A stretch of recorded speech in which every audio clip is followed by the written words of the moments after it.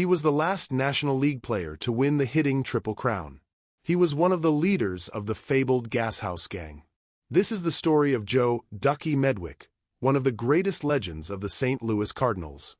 Joseph Michael Medwick was born on November 24, 1911, in Carteret, New Jersey, to Hungarian immigrants. At Carteret High School, he excelled in baseball, basketball, football, and track. Legendary coach Knute Rockne recruited him to play football for the University of Notre Dame, but he chose baseball. Medwick made his professional baseball debut in 1930 with the Scottsdale Scotties of the Middle Atlantic League.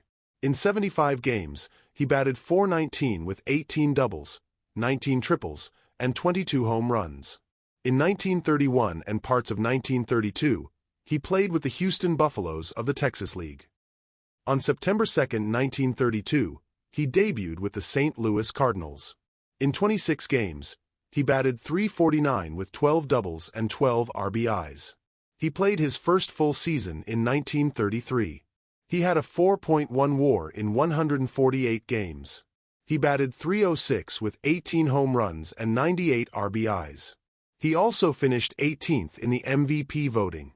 During this time, Medwick began developing a reputation as a power hitter, but difficult to strike out. He was also seen as so competitive that he always came across as combative. This attitude fit in nicely with the early 1930s St. Louis Cardinals team, which had developed a reputation for toughness and had acquired the nickname, the Gas House Gang. In 1934, he batted .319 and led the league with 18 triples. He also had 18 home runs and 106 RBIs. Medwick also struck out 83 times, the only time he would strike out more than 60 times in a season. His performance helped lead St. Louis to the pennant. They were up against the Detroit Tigers in the World Series, and it was a clash of images. The Cardinals were led by future Hall of Famers Dizzy Dean, Medwick, Dazzy Vance, Jesse Haynes, and Frankie Frisch. They were described by the media as rough, rowdy, irreverent, and intimidating.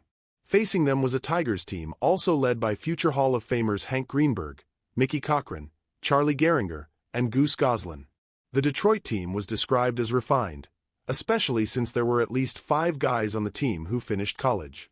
It was a hard-fought series between two all-time great teams led by all-time great players. Dizzy Dean was MVP of the National League. Mickey Cochran was the American League MVP. Cochran's teammate Charlie Gehringer was second in the voting.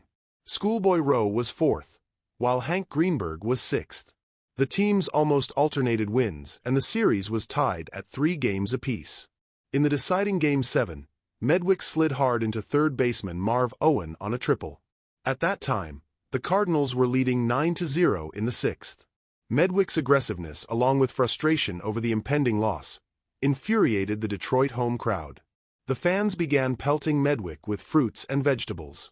Commissioner Kennesaw Mountain Landis ordered both Owen and Medwick pulled out of the game. The Cardinals easily won Game 7, with an 11-0 win. In the series, Medwick batted .379 with 1 home run and 5 RBIs. Medwick had become one of the game's best and most accomplished hitters. And he was only 22. In 1935, he had a 6.1 WAR as he batted .353 with a career-high 132 runs scored. He had 224 hits, 46 doubles, 13 triples, 23 home runs, and 126 RBIs. He was 5th in MVP voting. In 1936, Medwick was even better. He had a 7.1 WAR and led the league in hits, doubles, RBIs, and total bases.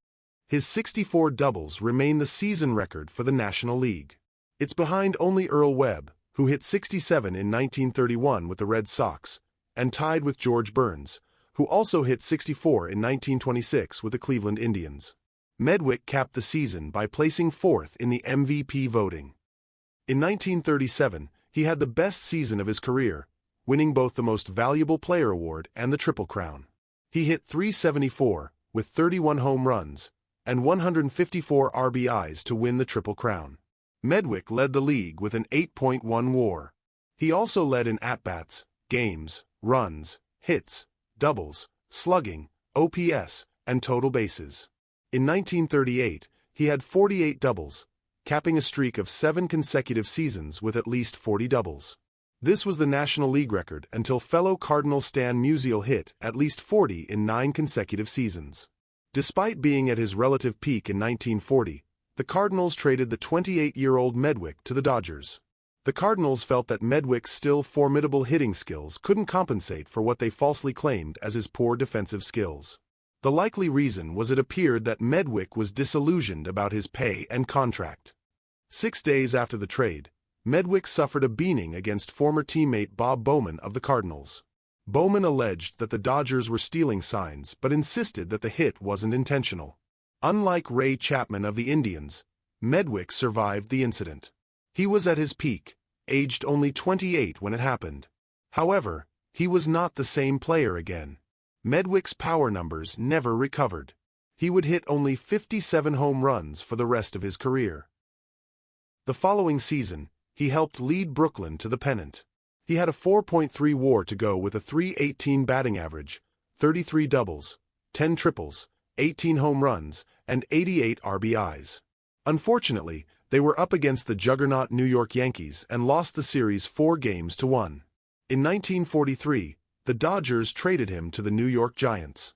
During a United Service Organization tour, Medwick was among several individuals granted an audience by Pope Pius XII. When asked by the Pope what his vocation was, Medwick replied, "Your Holiness, I'm Joe Medwick. I, too, used to be a Cardinal." He had his last good season in 1944 with the Giants. He had a 3.6 WAR and batted .337 with 24 doubles, 7 home runs, and 85 RBIs. He would still play for the next 4 years, but would never reach higher than a 0.6 WAR for the season. In 1947, he returned to the Cardinals. He played his last season of his career with the team in 1948. Despite bouncing around teams, he had a .301 average in his last 3 seasons in baseball. After his major league career, he remained in the game with the minors. He was player coach of the Miami Beach Flamingos of the Florida International League. In 1966, the Cardinals hired him as a hitting coach in the minors. Medwick retired with a 54.4 WAR in 1,984 games. He had a .324 batting average with 2,471 hits, 540 doubles, 205 home runs, and 42 stolen bases. He had 1,383 RBIs and scored 1,198 runs. Medwick was a consistent performer. He was a 10-time All-Star. He also had 2 5-hit games and 49 4-hit games in his career. Medwick finished in the top 10 of the season in several major offensive categories during his career. He finished 8 times in the top 10 in batting, on-base percentage, triples, and runs scored. He had 9 top 10 finishes in slugging, home runs, and runs batted in. He had 10 top 10 finishes in hits, total bases, doubles, and extra bases. Despite his brilliant career, Medwick received no votes for enshrinement in the Baseball Hall of Fame the first 7 years after his retirement. One possible explanation was his strained relationship with teammates and the press. His candidacy gained serious traction in 1966 when he got 61.9%. In 1968, his last year of eligibility, he got 84.8% of the votes to finally get in. In January 2014, the Cardinals announced Medwick as among 22 former players and personnel to be inducted into the inaugural class of the St. Louis Cardinals Hall of Fame. Medwick died on March 21, 1975. He was 63. Thank you for watching. Do you think it's fair to delay Medwick's induction into the Hall of Fame just because he didn't get along well with the media? Share your thoughts in the comments below. Please consider liking and subscribing. Helps a lot.